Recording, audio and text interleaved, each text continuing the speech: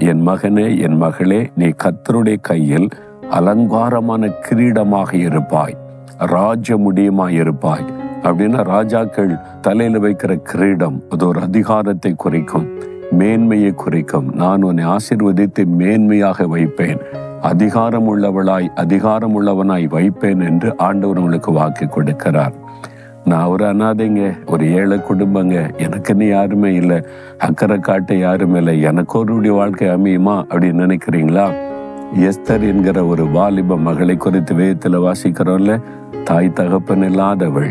ஆனால் அந்த மொர்தெகாய் என்கிற அவளுடைய சிறிய தகப்பன் அவளை வளர்த்தான். தேவன் அவளை எப்படி உயர்த்தினார்? ராஜாத்தியாக உயர்த்தினார், ஒரு கிரீடமாக வைத்தார். 127 நாடுகளுக்கு ராணியாக இருந்ததை வேதம் நமக்கு சொல்லுகிறது. ஆண்டவரால் உயர்த்த முடியும், உங்களை உயர்த்த. ஏதோ நீங்க போகிற பாதையில ஒரு பயம் வருது, இதை செய்யலாமா வேண்டாமா, இது ஜெயமாகுமா தோல்வியாகுமா பயம். பிள்ளைகள் போகிற பாதை, வியாபாரத்துல கடந்து செல்கிற பாதை, ஊழியத்துல கடந்து போகிற பாதை, உங்களுடைய வேலையில, உங்களுடைய குடும்ப காரியத்துல போகிற பாதை சரியா இருக்குமா, ஆசீர்வாதமா இருக்குமா? நடந்து போகிற பாதையில ஒரு பயம், இடரல் வந்து விடுமோ என்ற பயம்.